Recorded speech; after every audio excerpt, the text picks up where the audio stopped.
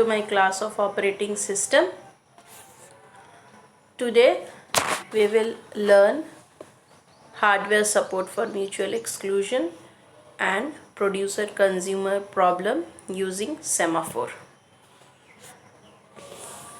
Now first of all, let me start with again mutual exclusion concept. Mutual exclusion for hardware support, what does it mean? It states for a process to guarantee mutual exclusion, it is sufficient to block all interrupts, and this can be done through interrupt disabling. This is one of the way. However, the cost is high since the processor is limited in its ability. Now, critical section. What is critical section? Only one program at a time is allowed in this critical section. Example, only one process is allowed to enter to send command to printer, because though printer is a shareable resource, but at a particular time, only one process can access the printer. The rest other process will have to wait till the printing job is finished. Then deadlock and then starvation. Now, requirement for mutual exclusion. These are the things which I have earlier discussed in detail. I am again revising it. Only one process at a time is allowed in the critical section for a resource. Else, it will create deadlock if we don't ensure, or if operating system don't ensure mutual exclusion.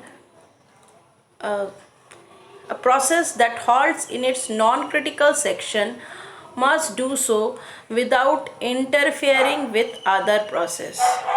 Since one of the process has entered critical section, so all other processes are in non-critical section. They must do so without interfering with other process. The working of other processes should not get disturbed.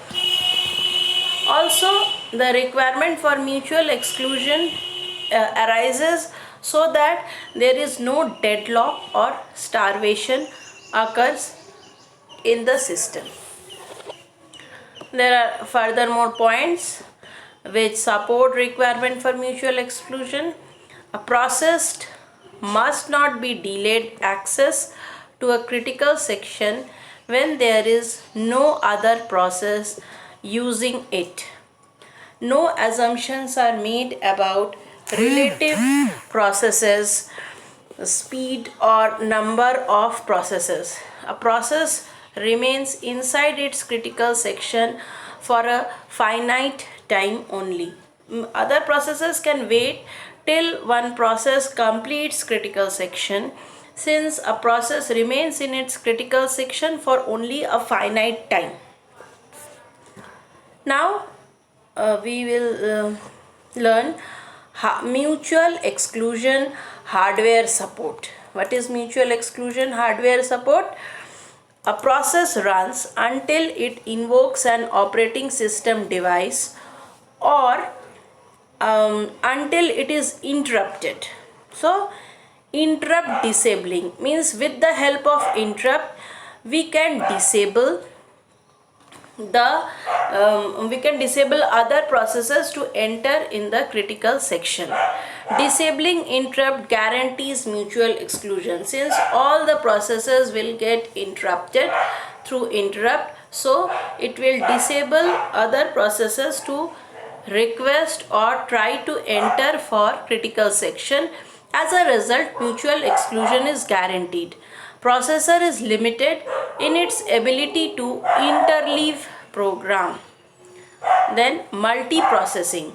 Multiprocessing, disabling interrupts on one processor will not guarantee mutual exclusion. So, interrupt disabling or disabling other processes through interrupt is the most effective way of ensuring mutual exclusion. Now, how mutual exclusion is achieved through hardware support? They are achieved through special machine instruction. Special machine instruction means they are performed in a single instruction cycle. Access to the memory location is blocked for any other instruction. Now, this is the code written for mutual exclusion. It is called test and set instruction. A boolean variable is taken, and if I is equals 0, then we give or we initialize the value of I to 1 and return true. Since it is a boolean type of function, so return type is either true or false. If I is equals 0, then we initialize I is equal to 1 and return true, else return false. Now, mutual exclusion or advantages of machine instructions mutual exclusion. What are the advantages? It is applicable to any number of processors on either a single processor or multiprocessor sharing main memory. It is simple and therefore easy to verify. It can be used to support multiple critical sections. There are multiple critical sections or more than one critical sections are there. So this machine instruction which ensures mutual exclusion, it supports multiple critical sections. What are the disadvantages? Now we come to the disadvantage part. What are the disadvantages? Busy waiting consumes processor time. Since the process remains busy, or since the processor remains in waiting queue, so busy waiting consumes processor time. Processor time is a very precious time, we can say. It is desirable for the processor to keep working all the time, since it increases the throughput of the processor. But in the disadvantage is busy waiting consumes processor time. Starvation is possible when a process leaves a critical section and more than one process is waiting. Then deadlock. If a low priority process has the critical section and a high priority process needs, the higher priority process will obtain the processor to wait for the critical section. So in this case, priority is also kept in mind, because higher priority process will obtain the will obtain the mutual exclusion lock or will enter in critical section. As a result, low priority process can enter or they will enter into deadlock. Now we will learn producer consumer problem using semaphore. What is producer consumer problem? The producer consumer problem is a synchronization problem. There is a fixed size buffer and the producer produces items and enters them into the buffer. The consumer removes the items from the buffer and consumes them.